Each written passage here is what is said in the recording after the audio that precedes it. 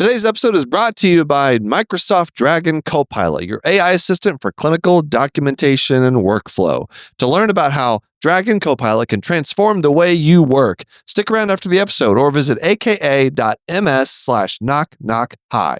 That's aka.ms/knock-knock-hi.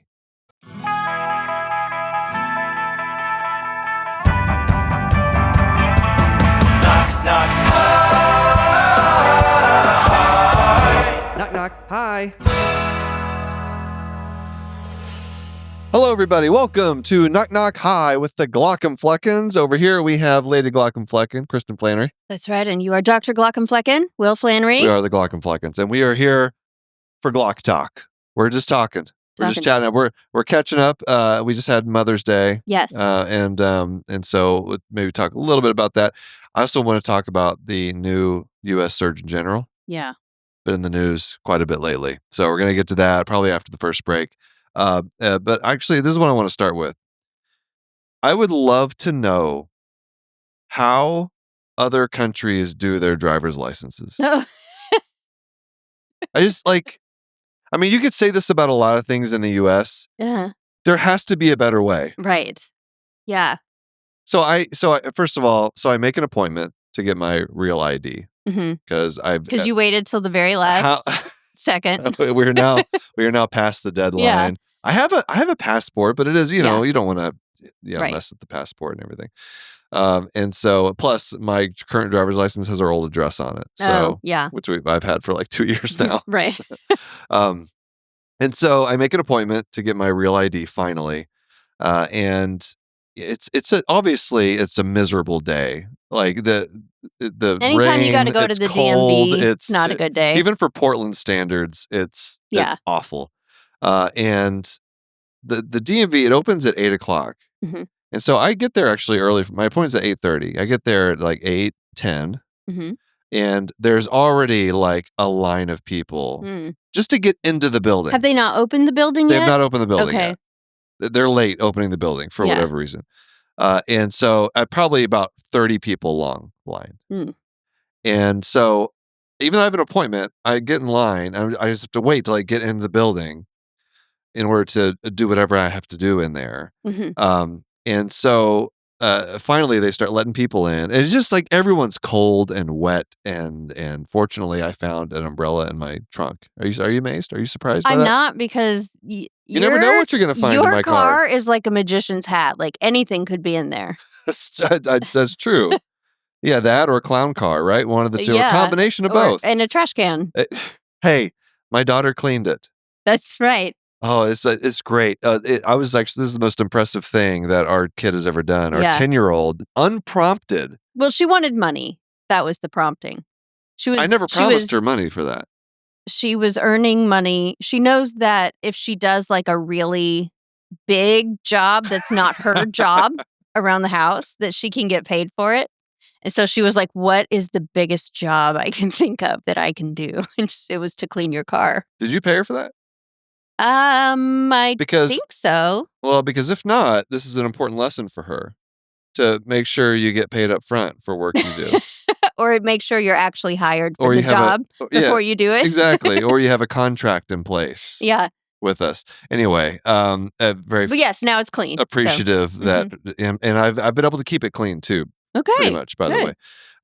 So anyway, I'm waiting in the cold for like 20 minutes, like trying to get into this building.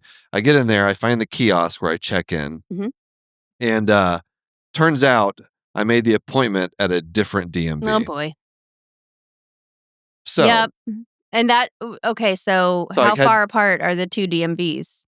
30 minutes apart. So you can't get, even though you're early to the one, you can't make it. I had to reschedule, cancel, whatever. So I found an appointment for later this afternoon, actually. Oh, okay, good. So, but the point is, like, why does it have to be this way? Why does it have to suck so bad? Like, there's got to be, I want to know what, usually it's like Sweden or something. Like, what does Sweden do? Right. How have other countries figured this out, or is it awful everywhere? I'm sure this is something that Dr. Google could figure out for us. I have a feeling, though, that maybe this is just a guess, but maybe DMVs in other countries are not, like, especially Europe. Yeah. are not as crowded because people don't drive as much? They don't drive as much, That's true, yeah. Like, I feel like America is one of the drive. places where people drive the most. Yeah, or maybe just anywhere in, like, North America. We went to the DMV once together. Yeah, and, we took our driver's test when we moved to Portland. And I scored higher than you. You did. I was one question away from failing my driving test. Yeah, that's right. If I had missed one more question, I don't know what. I guess I would have had to go back later. But some of the things that it's like, what is the weight limit of your car for a Class C driver's license? It's like stuff like that. Yeah, they ask you, like, come it is kind of silly. You expect me to read the handbook, even though they tell you to read the handbook before your test? I think they do expect that. No, see, but that's a stupid test. I'm a professional driver. You don't ever use that when you're driving. I've been driving how many years? I'm a professional. Sure. Professional recreational vehicle driver. There you go. All right. So that was like my morning. It was just a complete bad waste enough of time. to go to the DMV. Then it turns out you're at the wrong DMV. All right. So we're real quick about Mother's Day, because I know by the time this comes out, it's like been a couple weeks after. Old news. But here's a question for you that I kind of thought about over the course of the day. Okay. So the goal of the day is really like relaxation. Yeah. Do you, as a mom, feel obligated to let your kids be a part of your day? Yeah. At least a part. Because that's not relaxing. Depending on what's happening, yeah. Right. So take me through the... I don't want to not see my kids on Mother's Day. Like, that's not the goal. But if I'm like, okay, maybe I'll get the kids out of the house, take them somewhere for the afternoon. Is that, to you, is that like, oh, you're taking the kids away from me? I don't... It depends. Are they in a good mood, and are you going to do something fun? So if they're not in a good mood, then please go. They're not in a good mood and we're doing chores. Yeah, go ahead. That? That's fine. Or you're seeing a movie I don't care about seeing or something like that. Okay. Sure. All right. How about it? I just didn't know what the kind of the vibe was for... Well, it's not like I want to be just like sitting in an empty house. You know, I want to do something, but I want it to be something that I want to do rather than just the regular mundane daily chores. Do you think parenting? I mean, it's hard for you to answer this, but do you think that would change as the kids get older? Probably. I would think so, because the reason I want that is because we are in such an intense phase of parenting. Right. So as it gets less intense, you probably want to spend, we have a teenager now, so we're seeing it already. We see her less and less, even though we're all in the same house. Right. So, I think it does flip at a certain point to be like, well, now the special thing is for my kids to come see me. Mm-hmm. Spend time with my kids. But for this, like, ever since they've been babies, really, and we haven't hit the end of it yet, it's more about, I don't want to have to make any decisions or be responsible for anything today. Okay. On Father's Day, they're gonna have to exercise with me. Oh, yeah. Yeah. I'm gonna make them do all the things they don't want to do. Yeah. Perfect. They'll love it.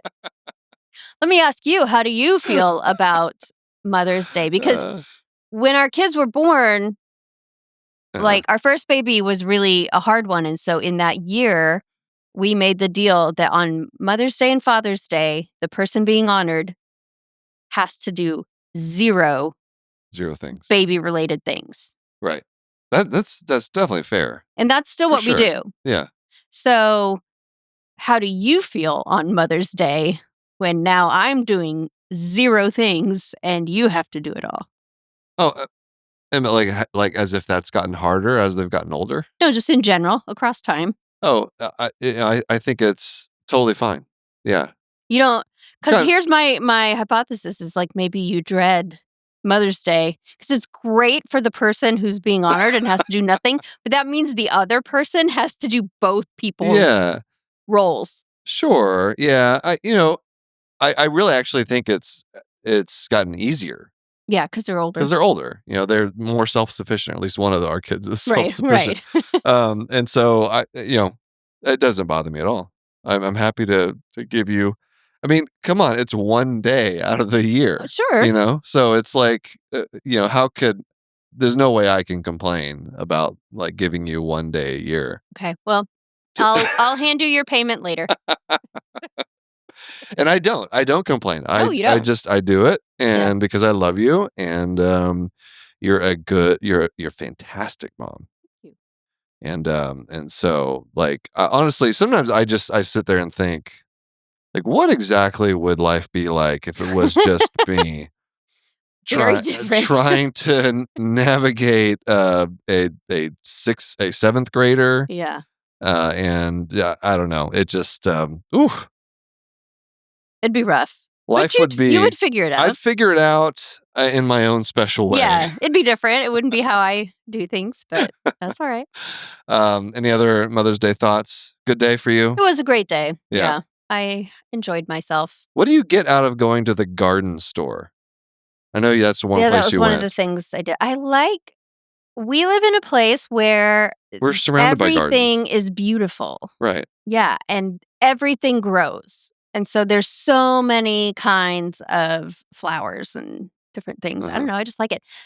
I didn't ever used to care, but pandemic projects, were a thing for a while. And one of mine was, in fact, it was after your cardiac arrest. I just started making like container gardens, right? Like, because we didn't have a yard in that house. And so we just put containers on the patio. And I just started like gardening and having houseplants, and I just would kill everything. I had the blackest thumb. I was about to say before that, but I don't know. The switch was flipped. It was, and I'm sure there's a metaphor in there for I need to see life happening here.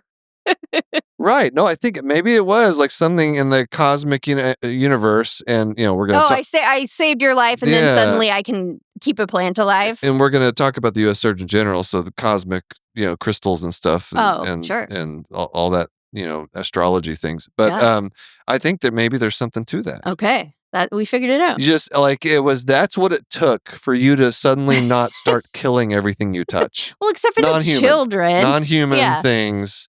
Or you can keep an animal alive too, but plant life. Yes. Yeah. I don't know. I think I just needed to see lots of cheery, pretty. I'm just something I need to unpack in therapy. Probably. I feel like they're related. Like the cardiac arrest happened, and then I didn't make that connection though. Having like flowers all the time. Yeah, I didn't make that connection. That is like after that is when you all of a sudden just got really super into plants, right, and pots. Yeah, I started finding like every week I'd find a new pot with something growing in it. Yeah, and that's interesting. Okay, I'm just realizing it in this very moment. Yeah, yeah. I mean, I didn't think of it that way at the time, but like looking back, I'm like, there's got to be some connection. See, we're unpacking everything here. Yeah. All right, let's take a break. We'll come back and talk about some health news. Hey, Kristin. Yeah. I've been, grossing you out about these Demodex mites, although I'm not sure why. They look like adorable. Well, these are cute, but it's the real ones that kind of freak me out a little bit. Yeah, but I have some new facts to share with you about great. Demodex. All right. These mites have likely lived with us for millions of years. Oh. Yeah. Does that make you feel better? No. Like they're passed down through close contact, especially between mothers and babies. Oh, wow. Such a special gift for our daughters. They're born, they live, they crawl around, and then they die on your eyelids and in your lash follicles. Their entire life cycle lasts about 2 to 3 weeks, all spent on your eyelids. Well, thank you for This isn't helping, is it? No. How do I get rid of them? Well, it's fun to gross you out, but we do have all of these. It's really common, but there is a prescription eye drop to help with these now. Okay. That probably excites you. That makes me feel better. Any way to get rid of them, right? That's right. All right. Sign me up. Visit Mites Love Lids to learn more about Demodex blepharitis, which is the disease that these little guys cause. Sure. Again, that's MITES Love Lids, LOVELIDS.com to learn more about Demodex and Demodex blepharitis and how you can get rid of it. Are you ready to discuss Dr. KC Means? Let's do it. Were you aware of this person before No. the news? Okay. I just didn't know like how well known she was and like Well, I the don't tend to social follow media community. grifters on social media. No, So but you see them like come across Yeah. your, For You page or whatever. But I feel like I'd seen her face before, but never actually heard her name. So anyway, she was appointed U.S. Surgeon General and making waves in the medical community and very, very polarizing selection. Yeah. So she went to Stanford, graduated, according to RFK Jr., quote, top of her class, even though there have been several people like, from her class, from Stanford, that say they do not rank people in that way. So what does that mean? That's a joke I tell, and like I was top of my class because I knew my testicle was growing another testicle in med school, and was like, I know, like I have testicular cancer. But anyway, so they don't really in med school. Almost like any med school, like you don't know a rank, Right. Like it's not, if you're like, there's an honor society. Yeah. If you're like top, I don't know what it is, 25 or something. 25%, I think it is.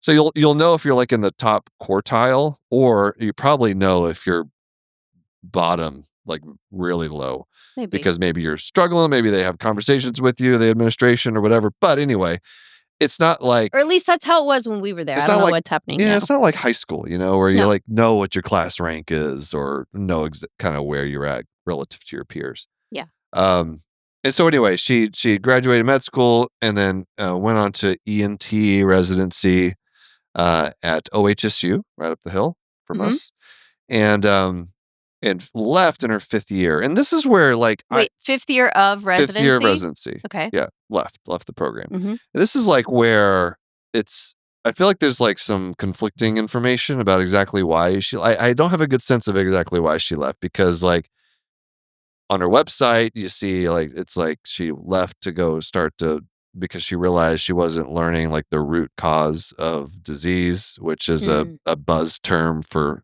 this functional medicine thing, like learning the root cause of things. Some other places say like it was just like extreme anxiety, and so I totally get like leaving. If you're like, say you're like burned out, like super early, you just like realize like you don't want to do medicine. For me. It is a little strange to leave like 6 months before you finish residency. Right. But so anyway, she left, and who knows exactly the reason why. I don't know if we'll ever like truly know. But and then she went and did this functional medicine thing and has sold supplements and done some, of the classic, like healthcare, quote unquote, healthcare professional. Like I'm going to use that title of, she has an MD, right, to start dabbling in some questionable medical things that have questionable evidence, or in some cases, no evidence at all. Right. So that's where that's where the polarization comes in, because I mean, especially with this administration, there's a lot of emphasis on finding the root cause of things, right? Like we're going to outlaw certain dyes, and we're going to like red dye 40 and seed oils, and like none of these things like have like a great amount of evidence. Right. And then you got other people that are like, wanting, randomized controlled trials for everything, but also being silent about this. And so it's like, there's I'm not sure what's going to come out of all of this, but it's disappointing because you want people that are like leading healthcare on the government level, right, to really be dedicated to evidence. Right, because people are going to take advice from them. People are going to accept policies are going to be set because of what people are going to accept their opinions on things because they're in the position they're in. Right. And so to get conflicting information, to see opinions being stated freaking RFK Jr. talking about how like HPV vaccine causes cancer. Yeah, it's just ridiculous. Like, come on. What is like this is where we're at. And because he is like the head of HHS, it's like everything below him is a reflection on him, right? And so you can't separate out other opinions from people that might have a little bit more sensibility about medicine, but look who their boss is. So they're going to censor themselves, or at least try to stay away from things like vaccines when the head of the whole freaking thing. Or they're going to leave their job because they refuse to do that, and then that's not a win either, because now they're no longer in the government. It's really frustrating, and especially from people who have gone through medical training and still take care of patients. I know. Like I don't know. So it's frustrating. One thing that's really that I pissed people off about over the last few days. Oh. I made a video about raw milk. Oh. You heard about this raw milk thing? Oh, yeah. Yeah. I knew people growing up who would drink raw milk because I grew up in dairy country and they owned a dairy, and they would just go out get some milk. Did you ever drink raw milk? You guys never owned dairy cows. No, we didn't. But I do remember one time I went to one of these friends' houses, and that's what they had. So I just wanted to drink. By all accounts, it's delicious. I didn't notice the difference. But sure. Also, pasteurization exists for a reason. Yeah. So I made a video about... Well, I think it's delicious because it's full fat. Right. Like, that has not been removed at all. Right. There's all the fat. Yeah. And so, of course, it's going to taste amazing. Incredible. Fat's wonderful. So anyway, I made a video like about the rural medicine and talking about, everybody should go on my social media platforms. This is one you didn't ask me to approve ahead of time. Sometimes you'll do that if you're like, can I post this? No, I knew this was fine. It sounds like it made a bunch of people mad, well, but maybe just the right people. It made the right people mad. Yeah, okay. Yeah, of course. And the thing is, like in the video, I never tell people explicitly like don't drink it. Mm-hmm. I just talk about the risks of drinking it. You're just sharing the facts. Yeah, and of course, like I have an agenda on it. Like I'm trying to make people come to the conclusion that they should not drink raw milk. Right. But man, it got a lot of comments. Honestly, I'm exaggerating a bit. It's like mostly positive, right? Yeah. It's a very popular video. A lot of views, a lot of comments. Some of them from the vast majority of like the kind of like people pushing back on it are like, I've been drinking raw milk all my life. Well, isn't that part of the issue? I only get diarrhea every other week. Like, no, isn't that part of the issue? And correct me if I'm wrong, because I don't really know. But what I have heard is if you grow up drinking that, your like gut microbiome and all of that is like accustomed to it. And if you have the proper, like, if it's clean, if your facilities are clean and the milk is being sent through clean things, and you've grown up drinking it, that you probably don't have a lot of trouble. Sure. I think it's kind of like wearing a seatbelt in the car. Yeah. Right? Like it could be like, I haven't worn a seatbelt in 18 years. I've never had an accident. I've never been hurt. Right. It's it only takes once and you could die. It could be very, very serious. So is it more likely that you're going to be okay drinking raw milk? Probably. Yeah. But like, do you want to take that risk? Right. And but I think there's probably a lot of truth to what you said, where if you grow up you've been drinking the same raw milk from the same cows, the same part of the country all your life, like you're probably your immune system, your gut biome formed around all that is going to be a little bit different than someone.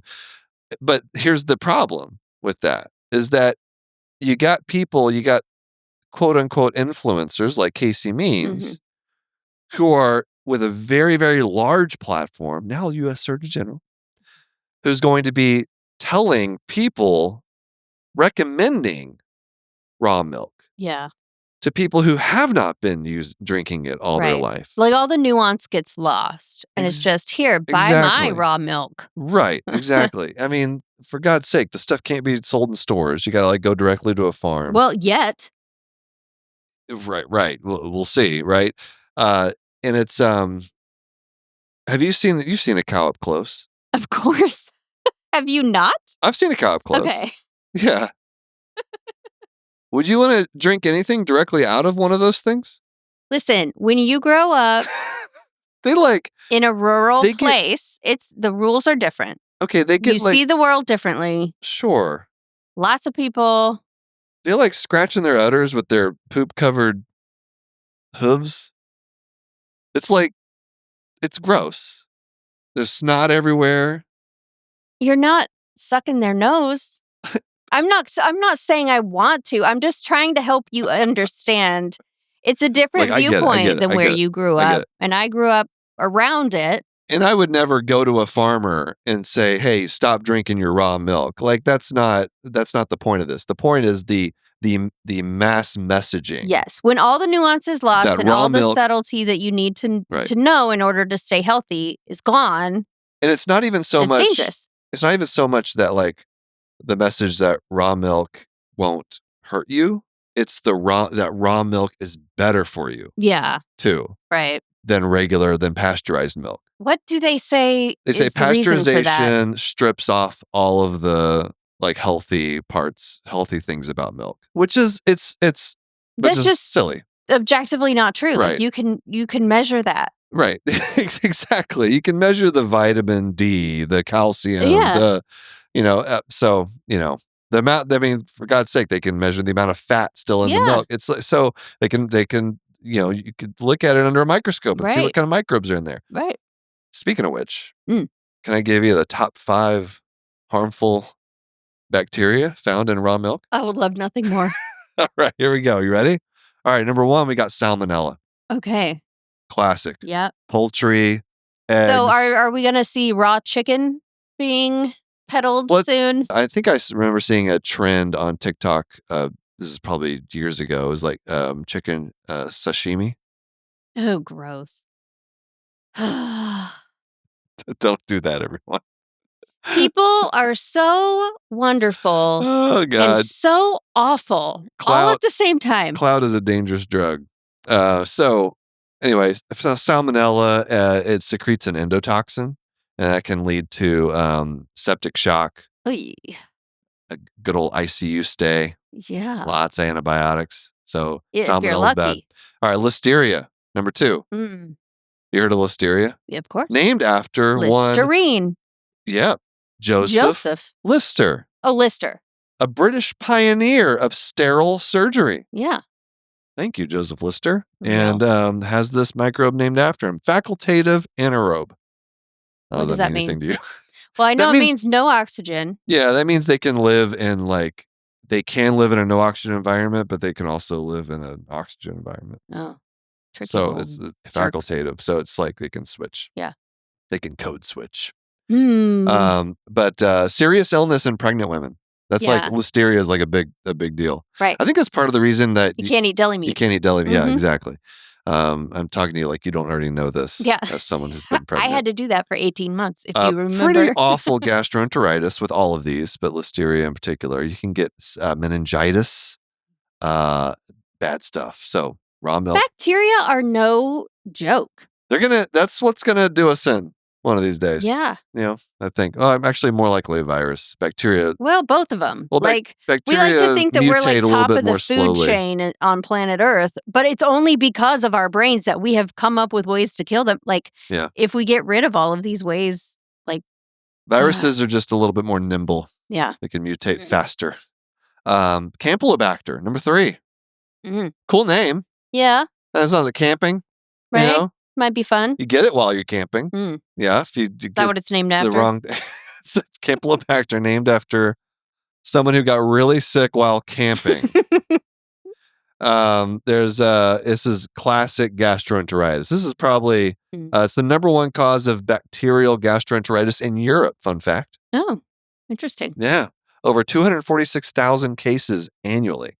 So it's a big deal. Probably not as like deadly as maybe like listeria, But equally unpleasant, it sounds like. Yeah. You don't, within 30 seconds of a bathroom, you will be for the next week or two with Campylobacter. So that's a rough one. Classic E. coli. Mm-hmm. Is there anywhere that is not? It seems like it's all over the place. E. coli is fecal oral transmission, classic. And this one can give you this hemolytic uremic syndrome. Basically, it just destroys your kidneys and can kill you that way.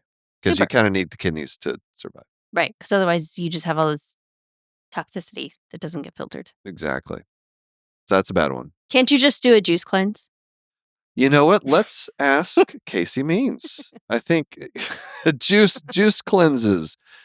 And that's the thing with all this, like the root cause stuff, because it's like it's couched in this mistrust of pharmaceuticals. Yeah. And then it because they're just trying to make money off of you. Right. Then it progresses to like vilifying physicians because because they're also trying to make money off of you. They want you to be sick. And I understand the idea of like, okay, why is there childhood obesity? Like, what is the quote unquote root cause of childhood obesity? Yeah, our food quality sucks in this country. Sure, we got additives, we got our portion sizes are ridiculous. Yeah, so I understand all that. Yeah. All right, but to use that to like discredit all of pharmaceutical medicine, we're not. Well, and the ironic thing is, then they go on to sell you some supplement, right?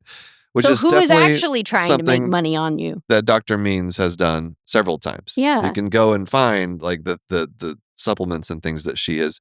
So like, this is a problem. Here, I will sell you the solution to that problem. I don't get that because they are literally saying they are doing the same thing that they are saying is the problem. It's natural, Kristen.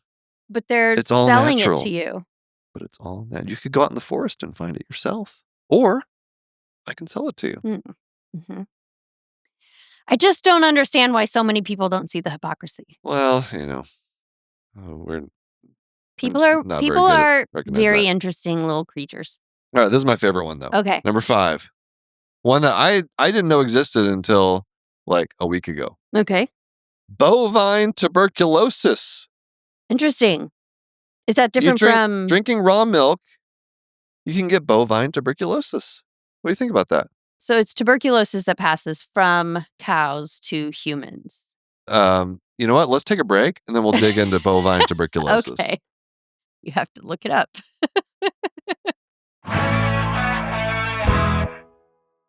Hey, Kristen. Yeah. If I could give one piece of advice to like brand new physicians or even like med students, early career folks, it would be to get yourself some life insurance. Yes, that is the time to do it before you start having all sorts of health issues. Like a cardiac arrest. Or cancer. Yeah, the cancer scares. Just, you never know what can happen. You don't. Right? And so having that peace of mind, it's so helpful. And so let me tell you about Pearson Rabbits. All right, tell me. This is great. So this is a physician-founded company founded by Dr. Stephanie Pearson, a former OBGYN, and Scott Ravitz, who's an insurance expert.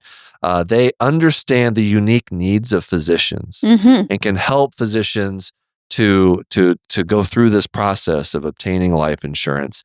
They can tailor protection for your loved ones. It's just about giving that peace of mind for your family, right? So important. To find out more, go to www.pearsonravitz.com/knock-knock. Again, that's PearsonRavitz.com/knock-knock to get more information on life insurance for physicians. All right, we are back, and I have had a chance to look up bovine tuberculosis. Excuse me while I go check up to date. So obviously, we're all aware of tuberculosis. I still have to read John Green's I know, I want to read that book. About everything is tuberculosis. I've heard wonderful things about it. Because it's still a problem. And probably will be a re-emerging problem for much of this country at some point, like many other diseases will be. All right. So bovine tuberculosis, it can spread to humans, so it can affect humans. But the main uh, uh, organism is cattle and buffalo. Okay. All right. So don't eat raw buffalo either. Okay. Good to know. But it has been described in sheep, goats, horses, pigs, deer, dogs, and cats. Okay. So, like, so many things can get bovine tuberculosis. Not specific to the bovine family. It's just maybe that's where It's probably where, well, because we know that it's the most common route of infection for humans is from drinking unpasteurized milk or eating dairy products made from raw milk. All right. So, and this stuff can get in your, I know this is something I read over the weekend. It can get in your bones. Actually, that's tuberculosis that gets in your bones is called Pott's disease. It's like in your spine, like spinal tuberculosis. Yikes. So a really bad thing. It causes, horrible lung disease. I don't know. I just like any disease that's prefaced by like another animal, but then it infects humans. It's got to be bad. Why is that? Bird flu. Yeah. Bovine tuberculosis. Swine flu. Monkeypox. Monkeypox. Like we'll say like whale Ebola. Sounds it's not going to be good, whatever it is. So it's just don't. I guess the point is just don't drink raw milk. I don't have to convince you. No, and probably people listening to this podcast, you also don't have to convince. Yeah. Probably preaching to the choir, but there's some information about it. What I'm hoping, though, and just looking at all these people that are being hired by this administration to run our healthcare system, is that like some of these people have got to, like, they started out like reasonable, right? Like they have, and maybe they were, you know, enticed by social media, like following or money or whatever it is. But I feel like if they've gotten to where they want to be, I mean, trying to be very optimistic here. Yeah.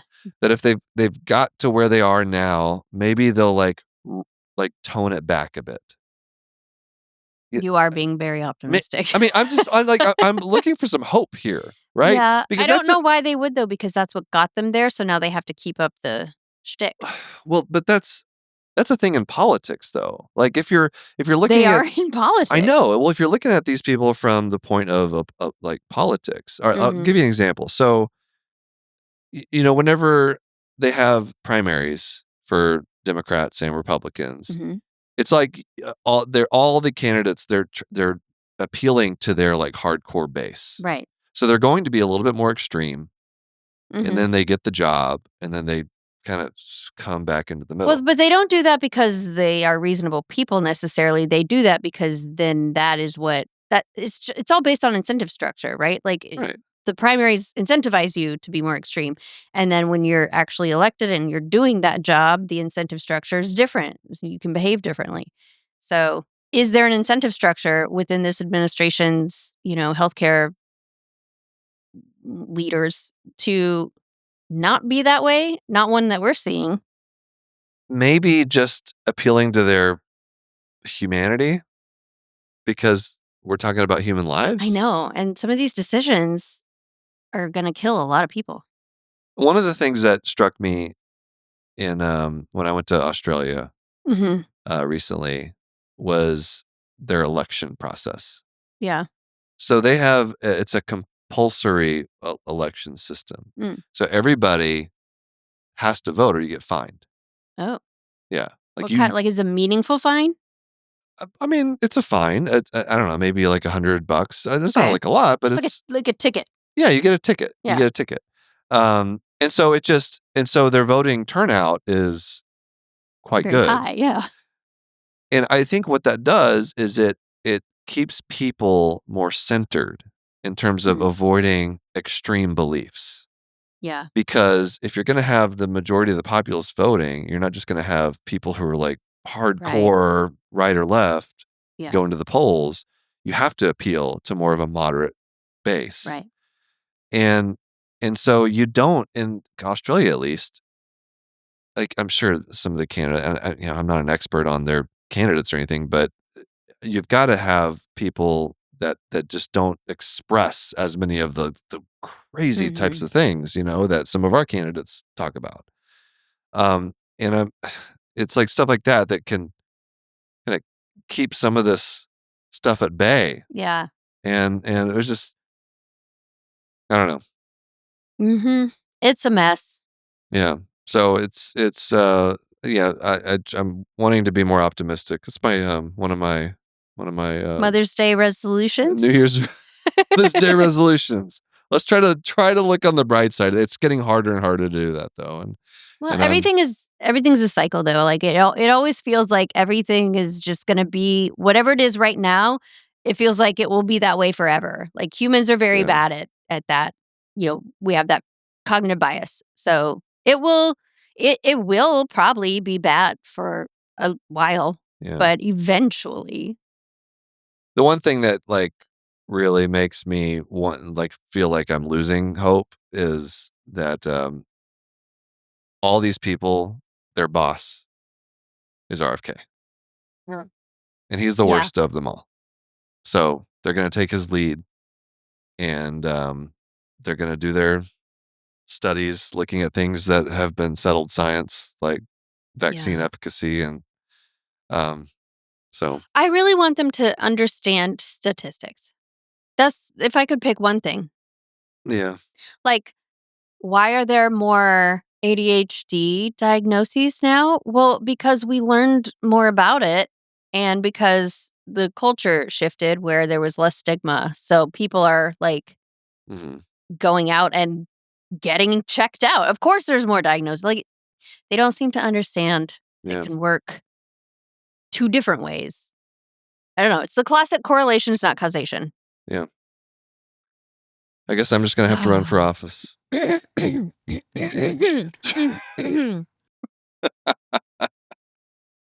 Man, I would lose so fast, I think. Why? Opposition research. What do you mean? Like, look at all the shit that I've put on social media. Like, right, but isn't that why you would get elected? It might also be the reason I don't get elected. Yeah. Well, it's right because everything's polarized. So the people that like that just depends on how many people from each side come out to vote. I'll start with our local city government. Okay. How about that? I'll become a city councilor. Why don't you start with the PTA? In the mold of just start at the school. I don't know. Go up to no, I don't want to be in the city. PTA. I get a lot of content because I imagine it's like Pawnee. The PTA? No, city council. Oh, be a city councilor. I don't know. I've never gone. See, I've already lost my election because people are going to find this podcast in our local community and be like, "You think we're like the Pond citizens of Pawnee?" Right. See, already lost. Yep. You should run though. I'd be a great like by your side first husband. I have no interest. I'm kind of serious here. In running for any office. Why?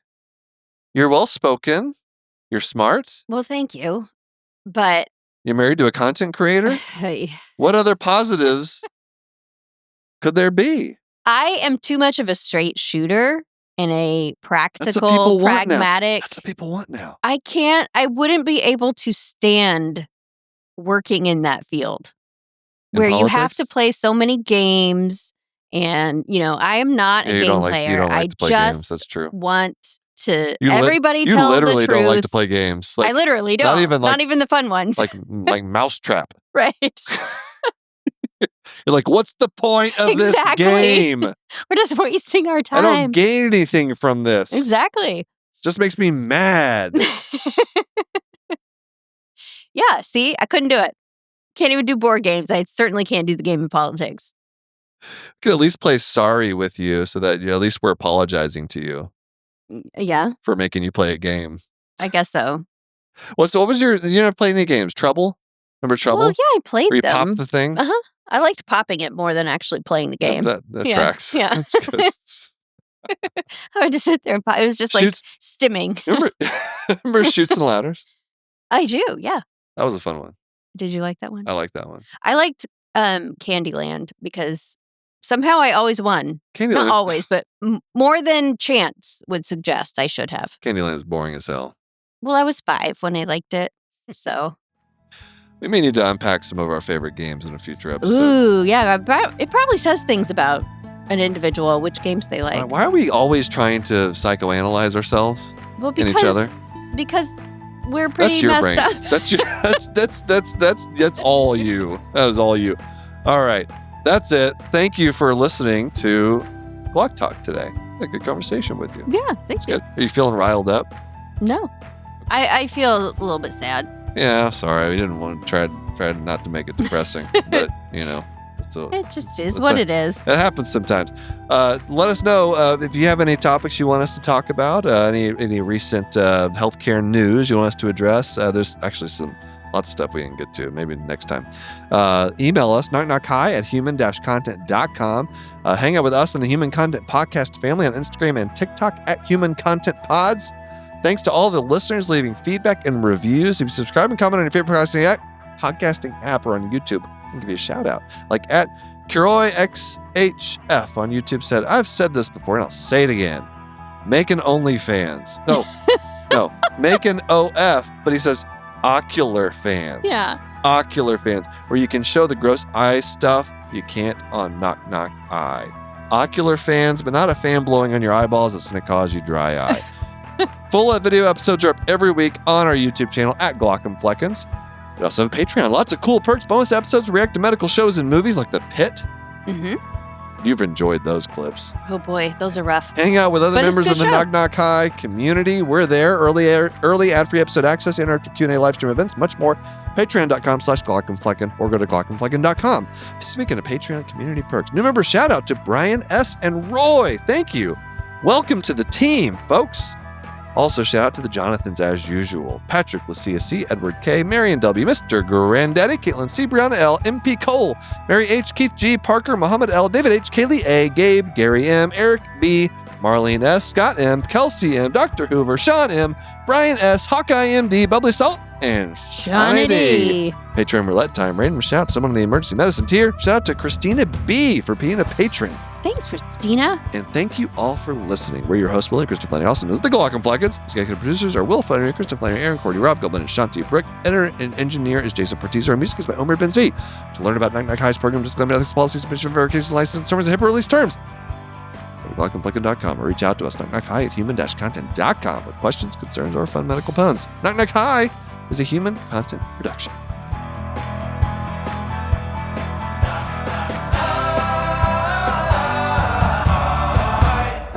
Goodbye.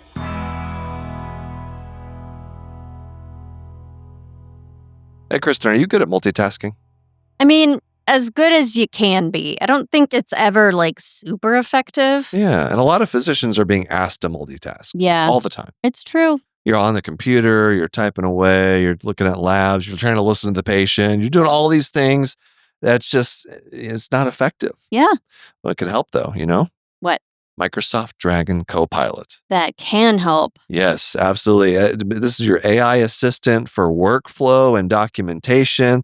It helps automate tasks. Right? You can summarize notes and evidence, prep your orders. It can draft referral letters. That's pretty cool. Yeah. And with after visit summaries as well. You get an after visit summary. I do. I always read them too. Yeah. I'm a very good student. Microsoft Dragon Copilot can help you make that. Yeah, that's pretty sweet. I wish I had one of these things for like my job. Yeah. That'd be really nice. Running Glauc and Flecken? Yes. Yeah. It's a lot of work to make it where you are, presentable to the world. Absolutely. To learn more about Microsoft Dragon Copilot, visit aka.ms/knockknockhi. That's aka.ms/knockknockhi. Thanks for watching the episode. You can find more on that playlist over there. If you prefer to listen or you just had your eyes dilated, you can binge full episodes wherever you get your podcasts. Or join the party over on Patreon, where you get early access episodes, hang out with us, get lots of exclusive bonus content. Help you subscribe, leave a comment below. Let us know what you think.